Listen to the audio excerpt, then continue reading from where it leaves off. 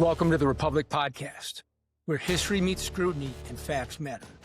Join Rob and Lou as they dive deep into the foundations of American democracy, dissect the laws that shape our lives, and challenge the narratives behind today's headlines. From forgotten chapters in the U.S. history to the legal truths they didn't teach you in school.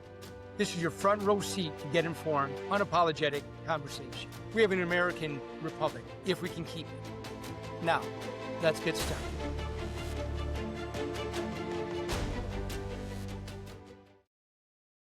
Oh, goodness. And we're back. And we are back. Back once again.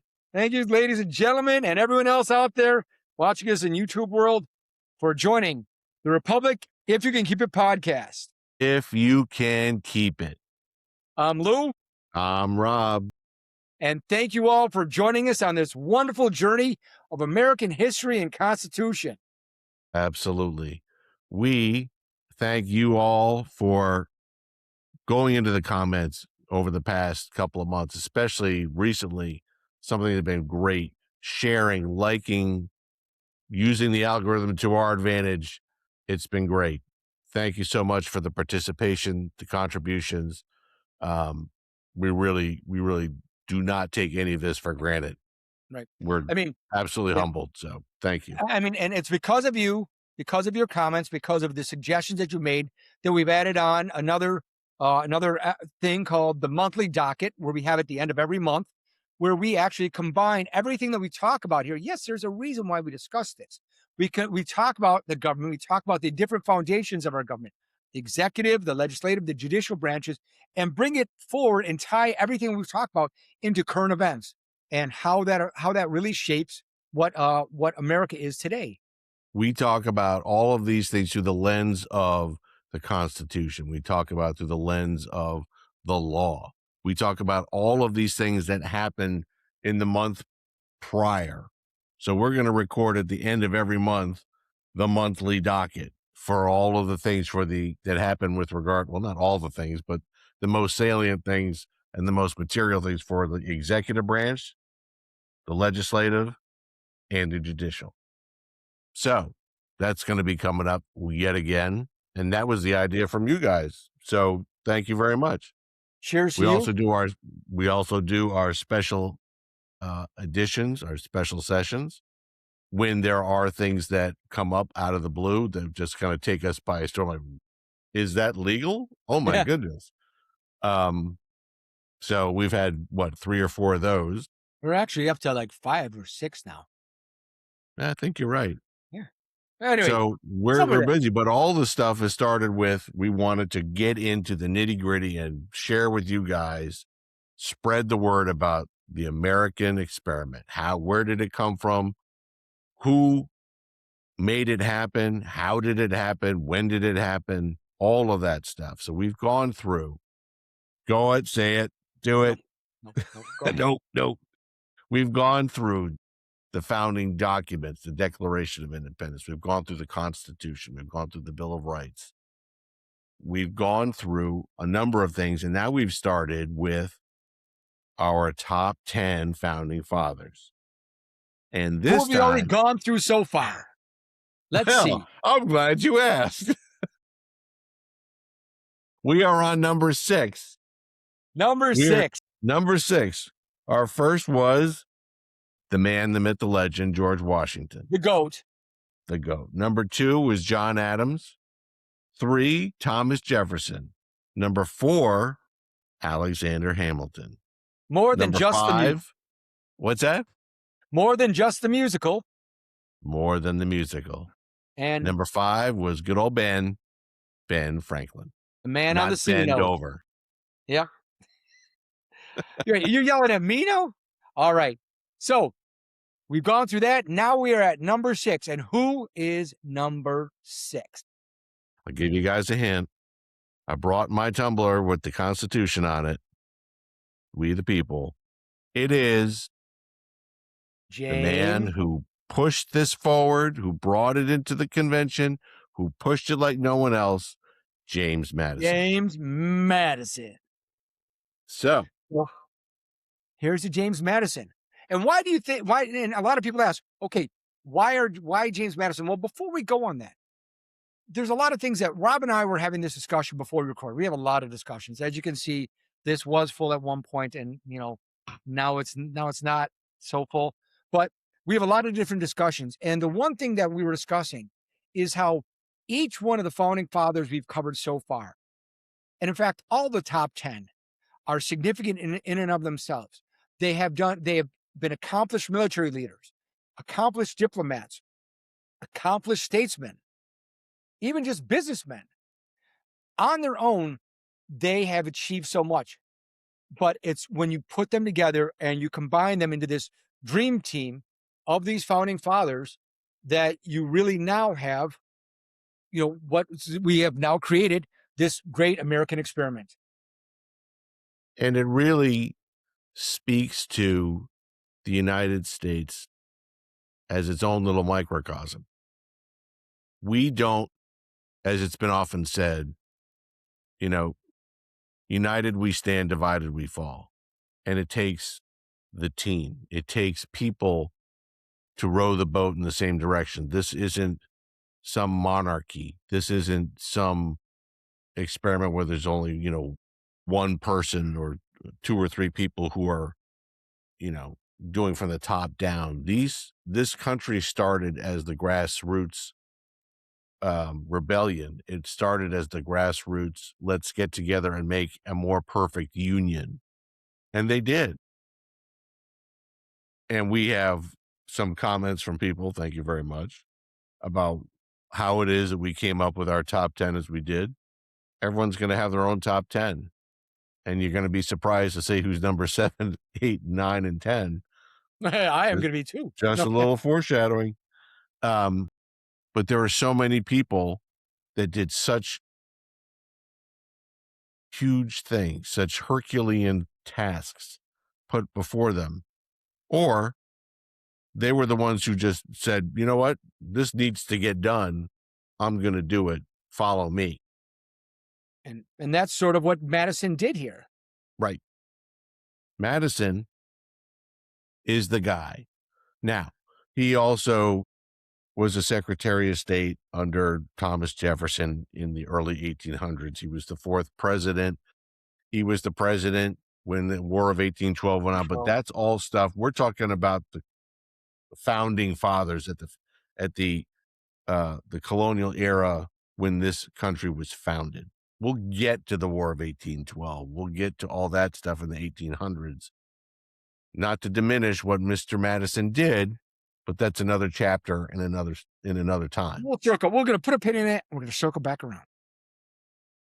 Very nice. So, Mr. Madison was the man who put forward the foundation for the Constitution. He was the man who pushed it forward over those many, many months in Philadelphia in 1787. He spoke more often. He was at every conference. He was at every committee meeting.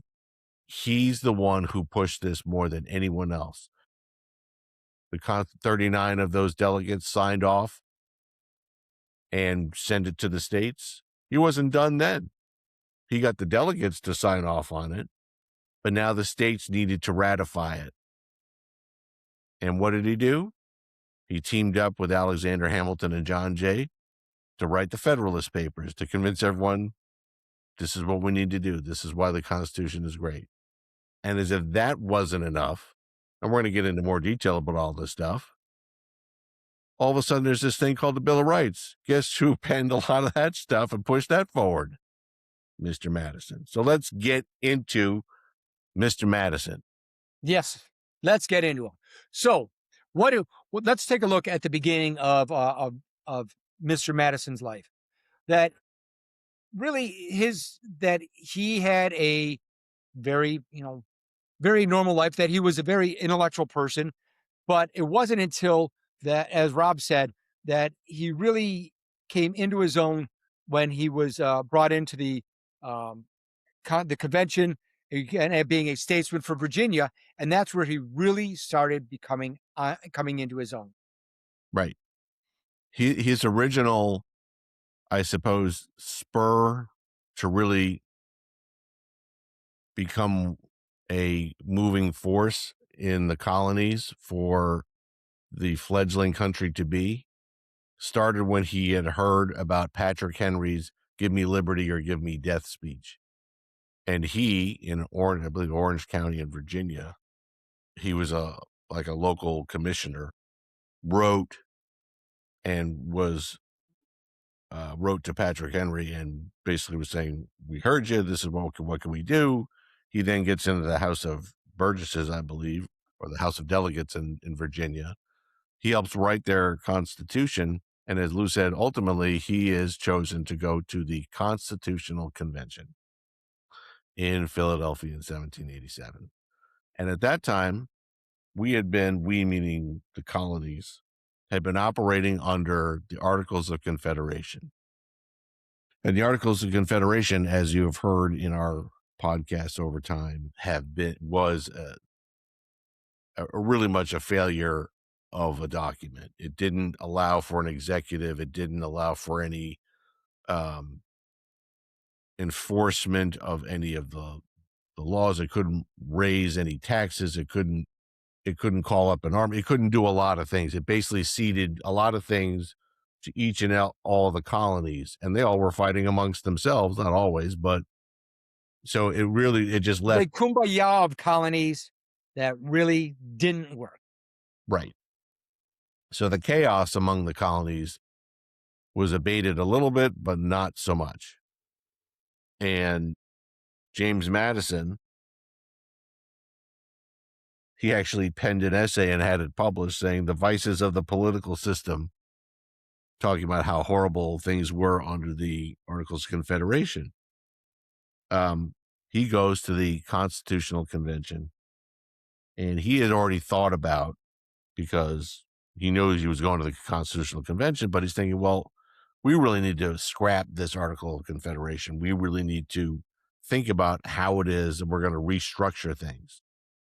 And we think about it now as the Constitutional Convention. At the time, most of the delegates that went to that convention were thinking, how do we tweak and revise the Articles of Confederation? And much to their surprise, on one of the first day, here's this James Madison from Virginia showing up and said, "Bruh, let me tell you something." Nah, bro, that's not how this goes. And he delivered what is now referred to as, well, he devised the plan. It's called the Virginia Plan or the Randolph Plan, because ultimately, was it Edmund Randolph of the Virginia delegation actually delivered it orally to everyone, spoke in the convention, "This is what we're thinking." And he gave credit to James Madison, saying, our delegation came up with this. And everyone really kind of realized, after James Madison kept pushing and pushing it, they realized how faulty the Articles of Confederation were. And many of them were just really surprised that they were there to scrap the old document and come up with a brand new system to govern these United States. Yeah, right. And it's one of these things where, you hear, and if you've been watching us long enough, you've heard us talk about the Great Compromise and the different plans, the Virginia Plan, the Connecticut Compromise, all the different plans. Every state essentially came in, their delegates came in with their own ideas and their own backgrounds.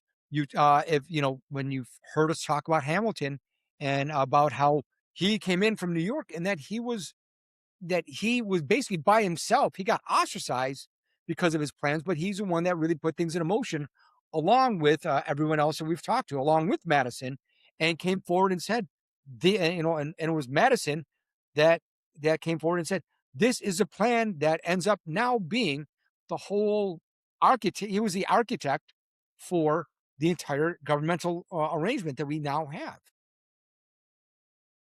His plan, this Virginia plan, he advocated for the separation of powers.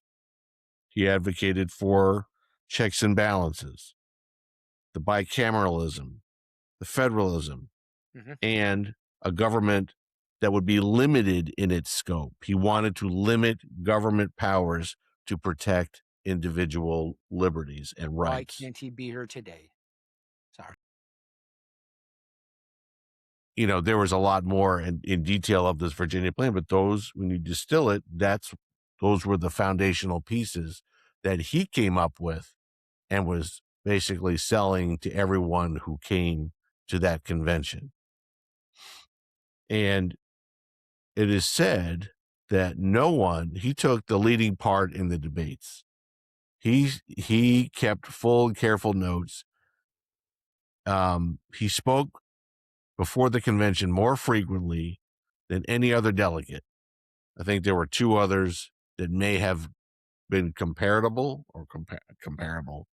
but he was the guy through all of those months who pushed every single day, all the time, doing all the things, and ultimately got most everyone on board. 39 of the delegates signed off on it. I think there were 2 who just abstained. They wouldn't sign off. And they had Rhode Island and districts for you. Interestingly enough, right before they were going to break and have the Constitutional Convention end, his fellow Virginia delegate, George Mason, rose, and I'm reading this from, I think there was a Bill of Rights Institute publication. George Mason, and I didn't know this when I was doing my research. I thought this was a pretty interesting nugget. Imagine you've gone through the entire summer in Philadelphia, argued, pushed back, this, and you just get this thing at the point where people are going to sign off. And then in September of 1787, George Mason rises and proposes, hey, you know what would be really good? We need a Bill of Rights too. And we need to have this with a list of rights belonging to the people the government can't violate ever. And everyone's like, dude, oh my God, seriously. Dude, we were right there. Right, just sign your name. We've been here how many months? How many months have gone by? And now you're going to come up with this? It's like that student who, the teacher asked, so is there any other questions? And the guy's like, oh, I got a question. Right before spring break's about ready to start. Yeah. And you're like, So ultimately, the delegates, there were some delegates, a good number of them, who basically said, look, I'll sign off on this with the understanding we're going to come back and do a Bill of Rights. Some of them didn't do that.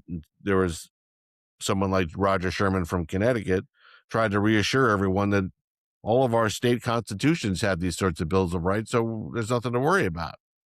But that was now a seed that was fully planted and started to grow.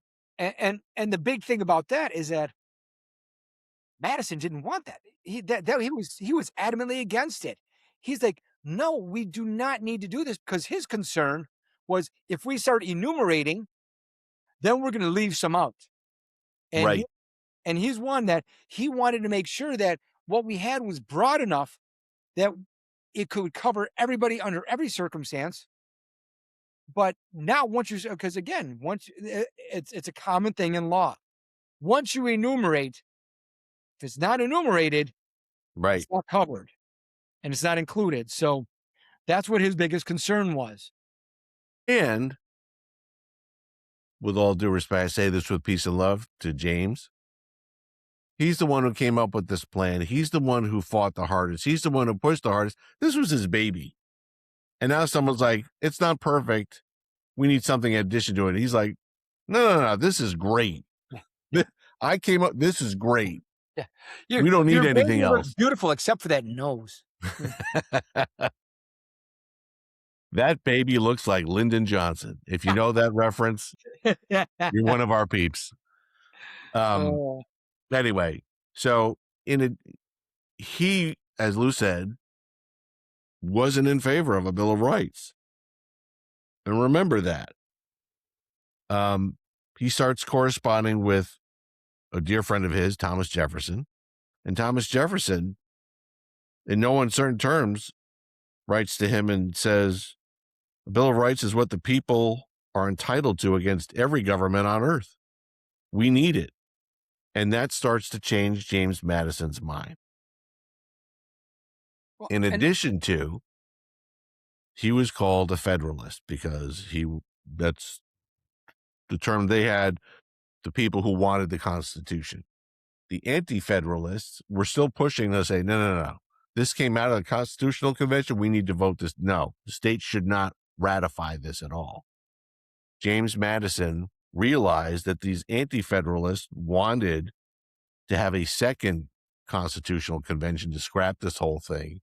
They wanted to put more regulations in place with regard to the government, which would contravene some of the things that were in this Constitution, and it would just lead to more chaos. So this fueled James Madison's fire to say, you know what? We first task, we got to get the Constitution ratified by the states, and then I'll worry about the Bill of Rights.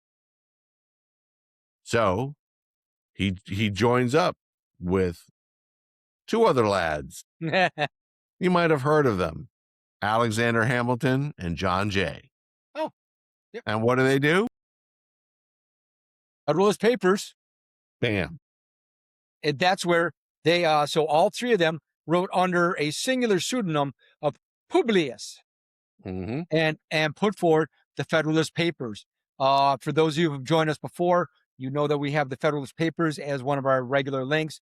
It is some of the most foundational documents within U.S. history. And circling back to what Rob was saying earlier, with Madison's notes, anybody has an opportunity to go to the Library of Congress or they can or the Smithsonian and to see some of the notes that he's had and how, I mean, basically he could have been the secretary for the convention the way that he took these notes. But the reason why he took these notes is so he knew everything that everybody said and knew who he needed to focus on in order to address certain things. So there was a method to his madness. But so again, him, Hamilton, John Jay write the Federalist Papers, come forward, and they talk about the checks and balances. They really sort of push this forward so there's more popular groundswell. And it's that groundswell that really then now brings forward and pushes forward the signing of the now written Constitution. And as Rob said, it was after that where his main stressing was, we'll have the Bill of Rights and that we will follow up with this afterwards. So it's, I mean, I think you've heard it somewhere before. You've got to sign the bill before you know what's in it. Oh, except this God. time, yeah, I had to toss it in. I'm sorry. But I'm getting a little this time, nauseated right everybody knew what was in it, and they signed it because they knew what was in it. And moreover, they knew what they could expect to be in it following up. Right. Now, oddly enough, many members of the Virginia delegation were not necessarily happy with the Constitution as it was. And his pushing of all this stuff kind of alienated him, and he wanted to run for Senate. And he was not voted in the Senate. He got bounced because he didn't have the political backing in Virginia, but he did wind up winning a seat in the House of Representatives ultimately. After the Constitution was ratified by the requisite number of states, he goes into the House of Representatives and starts going gangbusters about the Bill of Rights. He starts in June of 1789, rising to the floor in the House, talking about needing the bill. He needed a Bill of Rights that would extinguish any concerns that the Anti-Federalists had. He also made mention in support of it for a number of reasons, not only to have these certain rights protected so that the government couldn't take them away as with a general statute or any law that could be passed, because the next time another Congress comes into play and they could always vote it out. You want to have a Bill of Rights, as we've talked about in this podcast. You want a constitutional amendment, which is very hard to overturn. But he also rose, which and said, we want to be a united union, correct? Rhode Island and North Carolina, which had withheld the ratification of the Constitution until the Bill of Rights was added, let's bring them on board. Let's show them this is the way. We get a Bill of Rights, they'll come on board too. And we also obviously wanted to expressly declare the great rights of mankind secured under the Constitution cannot be taken. He, over much debate and much pushback, he skillfully and pushed those amendments and the Bills of Rights through Congress. Ultimately, he had a list of 19 amendments and a preamble that they sent to the Senate, which I thought was pretty interesting. But as we say, sometimes the sausage gets made and you don't want to see how it gets made. Ultimately, Compromises are compromises. as we've talked about, this is what this country has been formed on. Our government has been on compromises. And ultimately, after the Senate went through its versions of it, the Bill of Rights came out, and by September 14, 2/3 of the Senate had approved amendments for a Bill of Rights. And over the next 2 years, again, another push. And James Madison was at the forefront petitioning people and states to look at the Bill of Rights and ratify them. And in 1791, we had the requisite number 11 states ratified the Bill of Rights to meet the 3/4 constitutional threshold. Our Constitution as we know it, the Bill of Rights as we know it, would not be here but for James Madison. Right. And that's why he's on Robin Lou's top 10 list for the founding fathers. Yeah, exactly. And now just some other comments on here, where, well, how in the very beginning, I said how none of this would be possible if we didn't have these group of people, these men come together and work together the way that they did. But that doesn't mean that they always agreed with each other. Where after they accomplished and they set up this country and got it working, they actually opposed. They were on opposite sides on certain things. Where Jefferson and Madison, because they worked so closely together, along with Hamilton on certain things, that it was actually Madison opposed Hamilton on the creation of the central bank and about a national bank and about the assumption of the state's debts. He was adamantly against it. But then he also formed the Democrat Republican Party with Jefferson in opposition to Hamilton and to some of the others. And so they were a force to be reckoned with when they're together, but they were also a force to be reckoned with when they disagreed. They felt a loyalty to one another, but they felt moreover, a loyalty to this new country that they had formed, and they wanted to do what was best. And that's really what it came down to for them. And one of the things that really is impressive to me about James Madison is that he would be able to and be humble enough to think about something when challenged and say, you know what? I know I was very, very adamant about X, Y, or Z, but you know what? I've changed my mind upon further consideration. And because of great arguments by whomever, Lou talks about the national bank and the taking of the state debts. He was adamantly against it. But when he turned out to be in charge, and we'll get to this later, when he became president, he changed his mind and he signed off on the second U.S. National Bank, and he signed off on the debts. He had a change of heart, just like with the Bill of Rights. When it was first brought up at the end of the convention, he didn't want to hear any part of it. But after really considering it, listening to Thomas Jefferson's input, listening to other person's input, and he said, you know what? This actually is something that we need. So he was humble enough to be able to say, you know what? Maybe I was wrong to begin with, but let's get this thing going.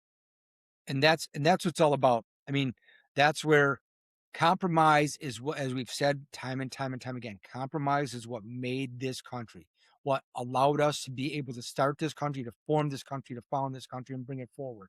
And it's something that will keep this country going. We don't see a lot of it right now. Both Rob and I are optimists, to a certain degree that everything is cyclical and things will come back around again. We've had this country for now coming up on the something six of as I tried saying it. I'm sorry. Just say 250th. 250th birthday. And so, and it will keep going. We've said it before, and we talked about saying it again, and we're going to say it again. It's about instilling pride in this country. There's been so much of over the past 30, 40 years of this negative undercurrent. And even today, whether you love the president or hate the president who's presently occupying the White House, that shouldn't be the basis of whether you love this country or not. The president's going to change. Whether the next president turns out to be a Republican, a Democrat, or an independent, I have no idea. I'm still going to love this country. Right. This country supersedes and is more important than anyone who sits in the White House, which is why, as we've talked about, this country is founded on, like James Madison insisted on, checks and balances. The Supreme Court, the legislature, the executive are all supposed to be on the same plane. No, neither, any one of them is not supposed to be superior to the other. And thankfully, with someone like James Madison pushing the Constitution, drafting the language of the Constitution, pushing it, getting it ratified, getting a Bill of Rights written through Congress, pushed it so that it's adopted by the states and ultimately ratified as amendments to the Constitution.